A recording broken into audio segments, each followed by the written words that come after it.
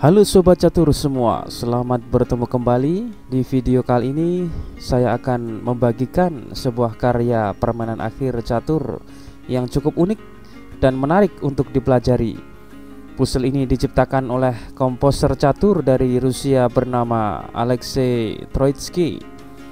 Bermain sebagai putih menjadi tugas kita untuk menemukan skakmat.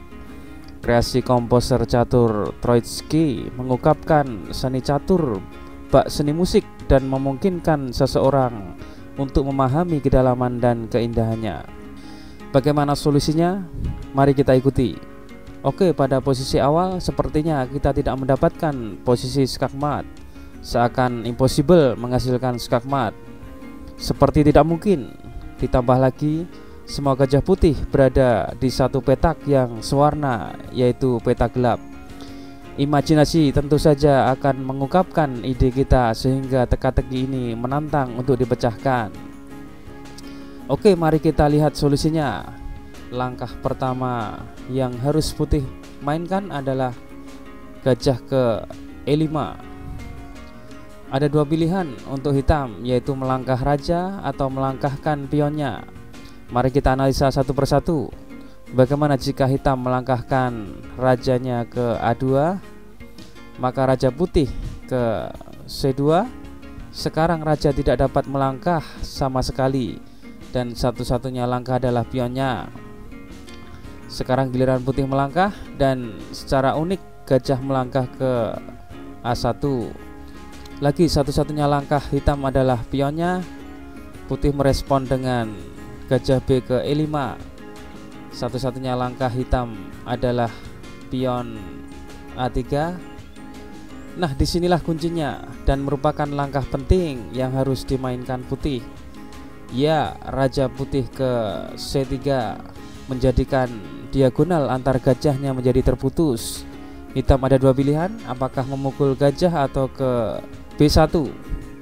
Mari kita coba satu persatu. Bila raja memukul gajah, raja putih ke B3, discover skak. Raja ke B1, dan lagi-lagi gajah ini ke A1. Satu-satunya langkah pion ke A2. Raja ke C3 menutup koneksi antar gajahnya, dan terpaksa raja mengambil gajah. Dan raja ke C2 skakmat. Sungguh suatu skakmat yang indah sekali. Oke, bagaimana jika raja tidak memakan gajah tapi ke B1?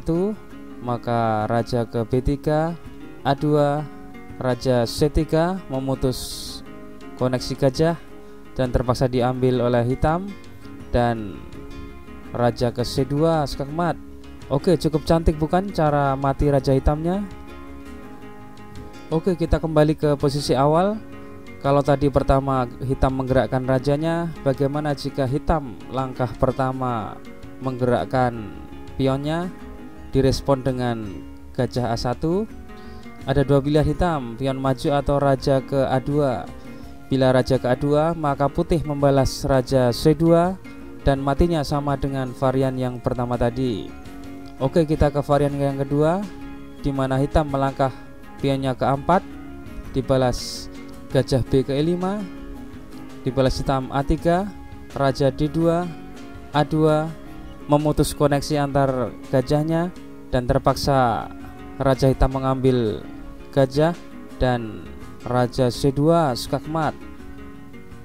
Oke, kita kembali ke posisi yang cukup penting ini. Sobat catur semua pasti bertanya-tanya, apa fungsi gajah ke A1? Oke, akan kita jelaskan. Bagaimana jika gajah ini tidak ke A1, misalnya ke F6, maka hitam dapat merespon A2. Apabila raja ke C3, maka hitam dapat memainkan pionnya dan promosi menjadi menteri. Jadi fungsi gajah ke A1 ini adalah menahan pion maju ke A1 dan memaksa raja hitam untuk memakan gajah A1 sambil menarik paksa raja hitam masuk ke dalam lubang kuburnya sendiri di A1. Oke, demikianlah endgame karya komposer catur Alexei Troitsky dari Rusia, di mana dia dianggap menjadi salah satu komposer studi catur terbaik Dia secara luas dianggap sebagai pendiri seni modern penyusun studi catur. Karya-karya Troitsky tentang catur setara dengan komposisi musik yang harus dilewati setiap orang jika mereka ingin menjadi musisi sejati. Kreasi komposer catur Troitsky mengungkapkan seni catur bak seni musik dan mengungkapkan seseorang untuk memahami kedalaman dan keindahannya. Troitsky membuktikan bahwa antara komposisi catur dengan catur kontemporer bukanlah suatu yang terpisah. Sebaliknya, komposer sejati dari studi catur sering mengambil ide dari pertandingan Grandmaster yang pada gilirannya menggunakan konsepsi asli komposer. Oke, akan kita tampilkan kunci jawaban problem 3 langkah mat video yang kemarin. Kunci jawabannya adalah benteng ke B5. Bila D4 maka menteri B3 skak, D5 menteri kali D5 skak mat. Bila hitam merespon C5 maka menteri kali C5 skak dengan ancaman mat di C8 atau D6. Bila menteri dipukul maka benteng ke B6 skak mat. Bagaimana jika hitam merespon E4? Maka menteri ke F4, E3 menteri kali E3 skak mat. Bagaimana jika hitam merespon F4? Maka menteri ke H3 skak, F5 menteri ke H6 skak mat. Oke, akan kita tampilkan juga problem 3 langkah mat terbaru. Putih giliran melangkah dan mematikan lawan dalam 3 langkah mat. Oke, selamat mencoba. Silahkan dijawab di kolom komentar dan jawabannya akan kita tampilkan di video selanjutnya. Sekian dan terima kasih.